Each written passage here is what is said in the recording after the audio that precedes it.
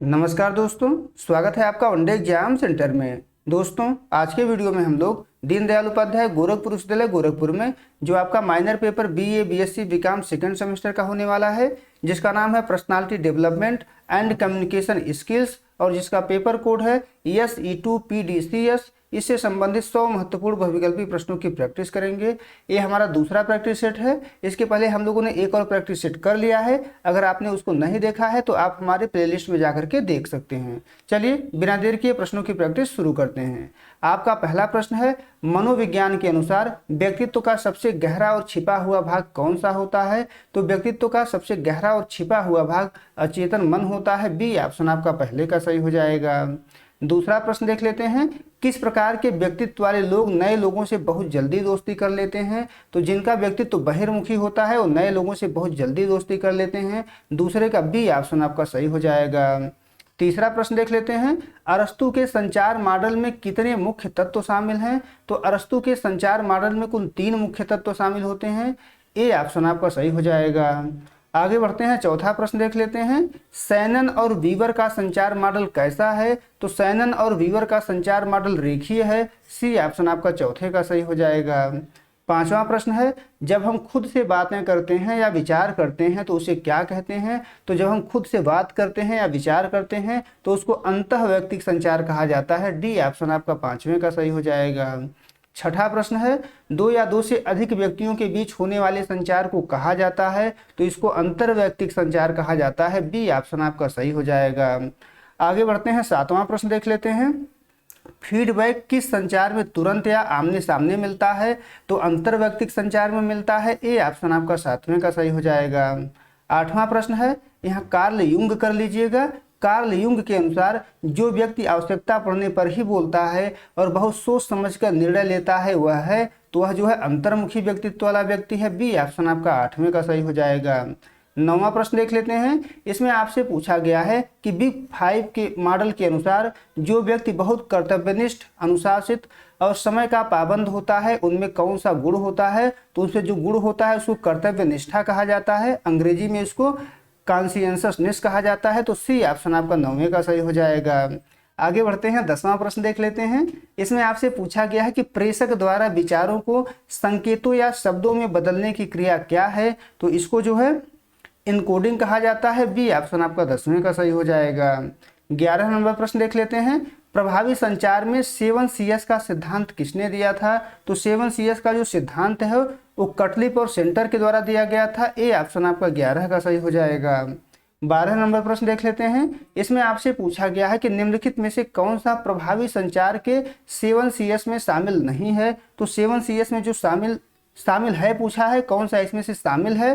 तो सभी शामिल हैं। स्पष्टता, संक्षिप्तता, ठोसता, ये तीनों जो है 7Cs में शामिल हैं। डी ऑप्शन आपका 12 का सही हो जाएगा। आगे बढ़ते हैं, 13 नंबर प्रश्न देख लेते हैं। इसमें आपसे पूछा गया है कि संचार में शोर किस चरण में बाधा डाल सकता है? तो संचार में शोर जो है संचार के किसी भी चरण में बाधा डाल सकता है। सी ऑप्शन आपका 13 का सही हो जाएगा। 14 नंबर प्रश्न देख लेते हैं, जब कोई संदेश बिना किसी रुकावट के प्राप्तकर्ता तक पहुंचता है तो उसे कहते हैं, तो उसको जो है प्रभावी संचार कहा जाता है। बी ऑप्शन आपका 14 का सही हो जाएगा। 15 नंबर प्रश्न देख लेते हैं, इसमें आपसे पूछा गया कि जनसंचार का मुख्य माध्यम क्या है? तो जनसंचार का मुख्य माध्यम है टेलीविजन और समाचार पत्र। सी ऑप्शन आपका 15 का सही हो जाएगा। 16 नंबर प्रश्न देख लेते हैं, संचार का वह मॉडल जो स्रोत संदेश चैनल प्राप्तकर्ता पर आधारित है किसने दिया? तो 16 का बी ऑप्शन सही हो जाएगा। डेविड बर्लो के द्वारा दिया गया है। डेविड बर्लो, तो बी ऑप्शन आपका 16 का सही हो जाएगा। 17 नंबर प्रश्न है, संचार प्रक्रिया में प्रेषक और प्राप्तकर्ता के बीच की कड़ी क्या है? तो प्रेषक और प्राप्तकर्ता के बीच की कड़ी जो है माध्यम या चैनल है। ए ऑप्शन आपका 17 का सही हो जाएगा। 18 नंबर प्रश्न देख लेते हैं, स्वाट विश्लेषण में यस और डब्ल्यू व्यक्ति के किस वातावरण से संबंधित होते हैं? यस का मतलब होता है स्ट्रेंथ और डब्ल्यू का मतलब होता है वीकनेस। आपसे पूछा गया है कि यह व्यक्ति के किस वातावरण से संबंधित होते हैं? तो यह जो है आंतरिक वातावरण से संबंधित होते हैं। बी ऑप्शन आपका 18 का सही हो जाएगा। 19 नंबर प्रश्न देख लेते हैं, इसमें आपसे पूछा गया है कि संगठन में नीति निर्देशों को ऊपर से नीचे भेजना किसका उदाहरण है? तो ऊपर से नीचे भेजना जो है अधोमुखी संचार का उदाहरण है। सी ऑप्शन आपका 19 का सही हो जाएगा। 20 नंबर प्रश्न है, जब कर्मचारी अपनी शिकायतें या सुझाव उच्च अधिकारियों को भेजते हैं तो उसको जो है ऊपरीमुखी संचार कहा जाता है। बी ऑप्शन आपका 20वें का सही हो जाएगा। 21 नंबर प्रश्न देख लेते हैं, बिना शब्दों के हाव भाव द्वारा किए जाने वाले संचार को क्या कहते हैं? तो हाव भाव द्वारा किए जाने वाले संचार को अशाब्दिक संचार कहा जाता है। डी ऑप्शन आपका 21 का सही हो जाएगा। 22 नंबर प्रश्न देख लेते हैं, इसमें आपसे पूछा गया है कि आत्मविश्वास बढ़ाने का सबसे प्रभावी तरीका कौन सा है? तो आत्मविश्वास बढ़ाने का सबसे प्रभावी तरीका है लगातार अभ्यास और अपनी छोटी छोटी सफलताओं को पहचानना। ए ऑप्शन आपका 22 का सही हो जाएगा। 23 नंबर प्रश्न है, आत्म अवधारणा का क्या अर्थ है? तो आत्म अवधारणा का अर्थ होता है स्वयं के प्रति बनाई गई धारणा या छवि। बी ऑप्शन आपका 23 का सही हो जाएगा। 24 नंबर प्रश्न है, इसमें आपसे पूछा गया है कि क्रोनेमिक्स में संचार के किस तत्व का अध्ययन किया जाता है? तो क्रोनेमिक्स में जो है समय का अध्ययन किया जाता है। बी ऑप्शन आपका 24 का सही हो जाएगा। 25 नंबर प्रश्न देख लेते हैं, उच्च आत्मसम्मान वाले व्यक्ति की क्या विशेषता होती है? तो उच्च आत्मसम्मान वाले व्यक्ति की विशेषता होती है कि वह अपनी गलतियों को स्वीकार करता है और खुद का आदर करता है। तो सी ऑप्शन आपका 25 का सही हो जाएगा। 26 नंबर प्रश्न देख लेते हैं, इसमें आपसे पूछा गया है कि बात करते समय आवाज के उतार चढ़ाव, गति और टोन को क्या कहा जाता है? तो इसको जो है पैराभाषा कहा जाता है। ए ऑप्शन आपका 26 का सही हो जाएगा। 27 नंबर प्रश्न देख लेते हैं, आंखों का संपर्क बनाए रखना क्या दर्शाता है? तो आंखों का संपर्क बनाए रखना आत्मविश्वास और रुचि दर्शाता है। बी ऑप्शन आपका 27 का सही हो जाएगा। 28 नंबर प्रश्न है, साक्षात्कार में झुक कर बैठना किस प्रकार का संकेत देता है? तो साक्षात्कार में झुक कर बैठना जो है कम आत्मविश्वास और अरुचि का संकेत देता है। तो बी ऑप्शन आपका 28 का सही हो जाएगा। 29 नंबर प्रश्न देख लेते हैं, इसमें आपसे पूछा गया है कि कौन सा कारक व्यक्तित्व के निर्माण में पर्यावरणीय कारक के अंतर्गत आता है? तो पर्यावरणीय कारक के अंतर्गत हमारा परिवार और स्कूली शिक्षा आता है। डी ऑप्शन आपका 29 का सही हो जाएगा। 30 नंबर प्रश्न देख लेते हैं, इसमें आपसे पूछा गया है कि ग्रेप वाइन संचार की मुख्य विशेषता क्या है? तो ग्रेप वाइन संचार की मुख्य विशेषता है इसकी गति बहुत तेज होती है और अफवाहें फैलती हैं। सी ऑप्शन आपका 30वें का सही हो जाएगा। 31 नंबर प्रश्न देख लेते हैं, इसमें आपसे पूछा गया है कि निम्नलिखित में से कौन सा अशाब्दिक संचार का संकेत है? तो अशाब्दिक संचार का जो संकेत है वो सिर हिलाना है, मुस्कुराना है, हाथ मिलाना है, ये सभी हैं। तो डी ऑप्शन आपका 31 का सही हो जाएगा। 32 नंबर प्रश्न देख लेते हैं, प्रभावी संचार में संक्षिप्तता का क्या अर्थ है? तो इसका अर्थ होता है कम से कम शब्दों में पूरी और सटीक बात कहना। बी ऑप्शन आपका 32 का सही हो जाएगा। 33 नंबर प्रश्न देख लेते हैं, इसमें आपसे पूछा गया है कि औपचारिक संचार कैसा होता है? तो जो औपचारिक संचार होता है वो व्यवस्थित और नियमबद्ध होता है। ए ऑप्शन आपका 33 का सही हो जाएगा। 34 नंबर प्रश्न है, नोटिस, परिपत्र और मेमो किस संचार के उदाहरण हैं? तो नोटिस, परिपत्र और मेमो जो हैं वो औपचारिक और लिखित संचार के उदाहरण हैं। बी ऑप्शन आपका 34 का सही हो जाएगा। आगे बढ़ते हैं, 35 नंबर प्रश्न देख लेते हैं, एक ही विभाग के दो प्रबंधकों की बातचीत किसका उदाहरण है? तो 35 का आपका ए ऑप्शन सही हो जाएगा। क्षैतिज या समतल संचार के उदाहरण हैं। ए ऑप्शन आपका 35 का सही हो जाएगा। 36 नंबर प्रश्न है, शब्दों के गलत अर्थ निकालने से उत्पन्न बाधा को क्या कहते हैं? तो शब्दों के गलत अर्थ निकलने से जो बाधा उत्पन्न होती है उसको शब्दार्थ संबंधी बाधा कहते हैं। सी ऑप्शन आपका 36 का सही हो जाएगा।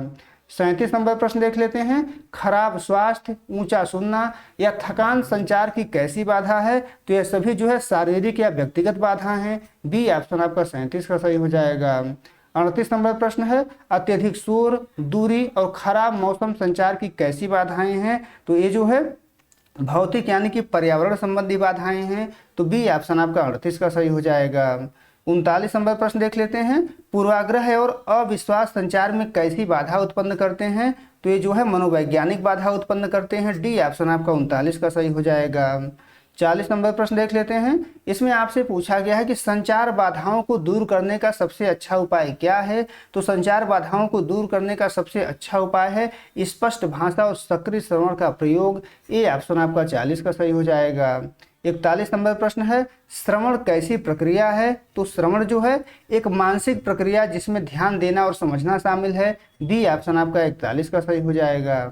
42 नंबर प्रश्न देख लेते हैं, केवल कमियों या दोषों को ढूंढने के लिए सुनना क्या कहलाता है? तो आलोचनात्मक श्रवण कहलाता है। बी ऑप्शन आपका 42 का सही हो जाएगा। आगे बढ़ते हैं, 43 नंबर प्रश्न है, एक अच्छे श्रोता गुण क्या है? तो एक अच्छे श्रोता का जो गुण होता है वो वक्ता की बात को ध्यान से सुनना और समझना है। सी ऑप्शन आपका 43 का सही हो जाएगा। 44 नंबर प्रश्न देख लेते हैं, सहानुभूतिपूर्ण श्रवण का उद्देश्य क्या होता है? तो सहानुभूतिपूर्ण श्रवण का जो उद्देश्य होता है वो दूसरे की भावनाओं और दृष्टिकोण को समझना होता है। ए ऑप्शन आपका 44 का सही हो जाएगा। 45 नंबर प्रश्न है, कक्षा में शिक्षक के लेक्चर को ध्यान से सुनना किस प्रकार का श्रवण है? तो यह जो है सूचनात्मक यानी कि सक्रिय श्रवण है। बी ऑप्शन आपका 45 का सही हो जाएगा। यानी ये सूचनात्मक श्रवण में भी आ जाएगा और सक्रिय श्रवण में भी आएगा, तो बी ऑप्शन आपका 45 का सही हो जाएगा। 46 नंबर प्रश्न देख लेते हैं, इसमें आपसे पूछा गया है कि पर्सनालिटी शब्द किस भाषा के पर्सोना से लिया गया है? तो पर्सनालिटी जो शब्द है वो लैटिन भाषा के पर्सोना से निर्मित हुआ है। सी ऑप्शन आपका 46 का सही हो जाएगा।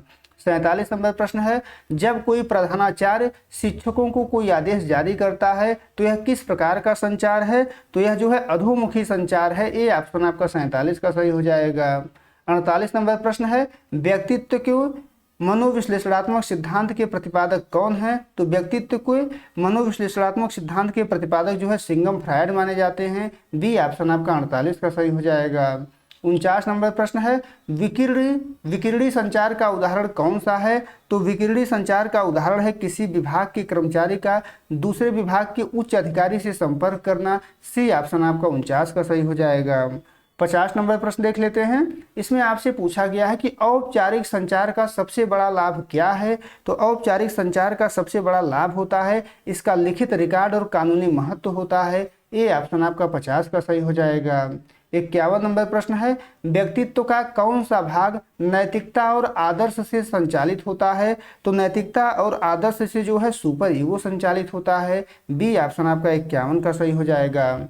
52 नंबर प्रश्न देख लेते हैं, ईगो किस सिद्धांत पर कार्य करता है? तो ईगो जो होता है वो वास्तविकता के सिद्धांत पर कार्य करता है। बी ऑप्शन आपका 52 का सही हो जाएगा। आगे बढ़ते हैं, 53 नंबर प्रश्न देख लेते हैं, व्यक्तित्व का वर्गीकरण अंतर्मुखी और बहिर्मुखी के रूप में किसने किया? तो अंतर्मुखी और बहिर्मुखी जो व्यक्तित्व का विभाजन है एक कार्ल युंग के द्वारा किया गया है। यहाँ पर युंग कर लीजिएगा, हिंदी में युंग उच्चारण किया जाता है। सी ऑप्शन आपका 53 का सही हो जाएगा। 54 नंबर प्रश्न देख लेते हैं, इसमें आपसे पूछा गया है कि जो लोग शर्मीले, कम बोलने वाले और अकेले रहना पसंद करते हैं उनका व्यक्तित्व कैसा होता है? तो उनका व्यक्तित्व जो है अंतर्मुखी होता है। डी ऑप्शन आपका 54 का सही हो जाएगा। 55 नंबर प्रश्न है, व्यक्तित्व के बिग 5 मॉडल को और किस नाम से जाना जाता है? तो इसको और जो है 5 फैक्टर मॉडल के नाम से जाना जाता है। ए ऑप्शन आपका 55 का सही हो जाएगा। 56 नंबर प्रश्न देख लेते हैं, व्यक्तित्व के बिग 5 मॉडल में ई का क्या अर्थ है? तो ई का अर्थ होता है बहिर्मुखता। बी ऑप्शन आपका 56 का सही हो जाएगा। आगे बढ़ते हैं, 57 नंबर प्रश्न देख लेते हैं, बिग 5 मॉडल में सी का संबंध किससे है? तो सी का संबंध जो है कर्तव्य निष्ठता से है। बी ऑप्शन आपका 57 का सही हो जाएगा। आगे बढ़ते हैं, 58 नंबर प्रश्न देख लेते हैं, इसमें आपसे पूछा गया है कि स्वॉट विश्लेषण का उपयोग क्यों किया जाता है? तो स्वॉट विश्लेषण का जो उपयोग है वो आत्म मूल्यांकन और रणनीति बनाने के लिए किया जाता है। सी ऑप्शन आपका 58 का सही हो जाएगा। 59 नंबर प्रश्न देख लेते हैं, स्वॉट विश्लेषण में यस और टी का क्रमशः क्या अर्थ है? तो यस और टी का जो क्रमशः अर्थ है वो ताकत है और थ्रेट है, यानी कि स्ट्रेंथ है और थ्रेट है, तो ताकत और चुनौतियां हो जाएगा। सी ऑप्शन आपका 59 का सही हो जाएगा। 60 नंबर प्रश्न देख लेते हैं, इसमें आपसे पूछा गया है कि व्यक्तित्व को प्रभावित करने वाले जैविक कारक में शामिल है, कौन सा शामिल है? तो आनुवांशिकता यानी कि जीन्स शामिल है। डी ऑप्शन आपका 60 का सही हो जाएगा। 61 नंबर प्रश्न है, आवश्यकताओं का पदानुक्रम सिद्धांत किसने दिया? तो आवश्यकताओं का पदानुक्रम सिद्धांत जो है अब्राहम मैस्लो के द्वारा दिया गया है। ए ऑप्शन आपका 61 का सही हो जाएगा। 62 नंबर प्रश्न है, निष्क्रिय श्रवण का क्या परिणाम होता है? तो निष्क्रिय श्रवण का परिणाम होता है संदेश का आधा अधूरा या गलत अर्थ समझना। सी ऑप्शन आपका 62 का सही हो जाएगा। 63 नंबर प्रश्न है, प्रेरणा का द्विकारक सिद्धांत किसने प्रतिपादित किया? तो प्रेरणा का द्विकारक सिद्धांत जो है फ्रेडरिक हर्जबर्ग ने प्रतिपादित किया था। बी ऑप्शन आपका 63 का सही हो जाएगा। 64 नंबर प्रश्न देख लेते हैं, हर्जबर्ग के अनुसार कार्यस्थल पर संतुष्टि बढ़ाने वाले कारकों को क्या कहा जाता है? तो 64 का जो है बी ऑप्शन सही हो जाएगा, प्रेरक कारक कहा जाता है। बी ऑप्शन आपका 64 का सही हो जाएगा। 65 नंबर प्रश्न है, लक्ष्य निर्धारण के स्मार्ट फार्मूले में ए का क्या अर्थ है? तो ए का अर्थ होता है अचीवेबल यानी प्राप्त करने योग्य। ए ऑप्शन आपका 65 का सही हो जाएगा। 66 नंबर प्रश्न है, इसमें आपसे पूछा गया है कि स्मार्ट फार्मूले में आर का सही अर्थ क्या है? तो आर का सही अर्थ होता है रियलिस्टिक यानी कि वास्तविक। ए ऑप्शन आपका 66 का सही हो जाएगा। 67 नंबर प्रश्न है, वह प्रेरणा जो किसी पुरस्कार, पैसे या प्रशंसा के लालच में से मिलती है कहलाती है, क्या कहलाती है आपसे पूछा गया है? तो बाहरी प्रेरणा कहलाती है। बी ऑप्शन आपका 67 का सही हो जाएगा। 68 नंबर प्रश्न देख लेते हैं, स्वप्रभावकारिता की अवधारणा किसने दी थी? तो स्वप्रभावकारिता की अवधारणा जो है अल्बर्ट बांडुरा के द्वारा दिया गया था। सी ऑप्शन आपका सही हो जाएगा। आगे बढ़ते हैं, 69 नंबर प्रश्न देख लेते हैं।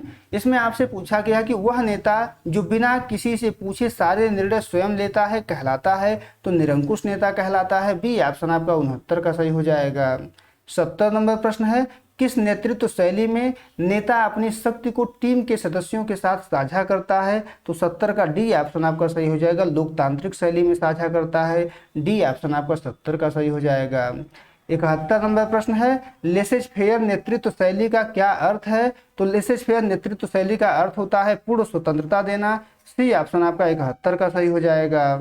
72 नंबर प्रश्न देख लेते हैं, नेता के पास किस प्रकार की शक्ति होती है जो उसके पद के कारण मिलती है? तो नेता के पास जो है वैध शक्ति होती है जो उसके पद के कारण मिलती है। तो बी ऑप्शन आपका 72 का सही हो जाएगा। आगे बढ़ते हैं, 73 नंबर प्रश्न देख लेते हैं। इसमें आपसे पूछा गया है कि मैनेजीरियल ग्रिड मॉडल किसने विकसित किया था? तो यह जो है ब्लेक और माउटन के द्वारा विकसित किया गया था। ए ऑप्शन आपका 73 का सही हो जाएगा। 74 नंबर प्रश्न देख लेते हैं, सक्रिय श्रवण के दौरान एक छात्र को क्या करना चाहिए? तो सक्रिय श्रवण के दौरान एक छात्र को मुख्य बिंदुओं का नोट करना और आई कांटेक्ट बनाए रखना चाहिए। तो ए ऑप्शन आपका 74 का सही हो जाएगा। 75 नंबर प्रश्न देख लेते हैं। इसमें आपसे पूछा गया है कि प्रेरणा के एक्स और वाई सिद्धांत का प्रतिपादन किसने किया था? तो प्रेरणा के एक्स और वाई सिद्धांत का जो प्रतिपादन है वो डगलस मैकग्रेगर के द्वारा किया गया था। बी ऑप्शन आपका 75 का सही हो जाएगा। 76 नंबर प्रश्न देख लेते हैं, यदि कोई छात्र लक्ष्य बनाता है कि मैं बहुत अमीर बनूंगा, तो यह लक्ष्य स्मार्ट के किस नियम का उल्लंघन करता है? तो यह लक्ष्य जो है स्मार्ट के यह विशिष्ट और मापने योग्य नहीं है, इस नियम का उल्लंघन करता है। बी ऑप्शन आपका 76 का सही हो जाएगा। 77 नंबर प्रश्न देख लेते हैं। इसमें आपसे पूछा गया है कि आंतरिक प्रेरणा का सबसे मुख्य स्रोत क्या होता है? तो आंतरिक प्रेरणा का सबसे मुख्य स्रोत होता है किसी कार्य को करने से मिलने वाली आंतरिक खुशी और संतुष्टि। डी ऑप्शन आपका 77 का सही हो जाएगा। 78 नंबर प्रश्न है, समय प्रबंधन के लिए पैरेटो सिद्धांत को और किस नाम से जाना जाता है? तो 80-20 का नियम के नाम से जाना जाता है। सी ऑप्शन आपका 78 का सही हो जाएगा। 79 नंबर प्रश्न देख लेते हैं। इसमें आपसे पूछा गया है कि महत्वपूर्ण और आवश्यक कार्यों को छांटने के लिए किस मैट्रिक्स का उपयोग किया जाता है? तो इसके लिए जो है आइजनहावर मैट्रिक्स का उपयोग किया जाता है। बी ऑप्शन आपका 79 का सही हो जाएगा। 80 नंबर प्रश्न देख लेते हैं।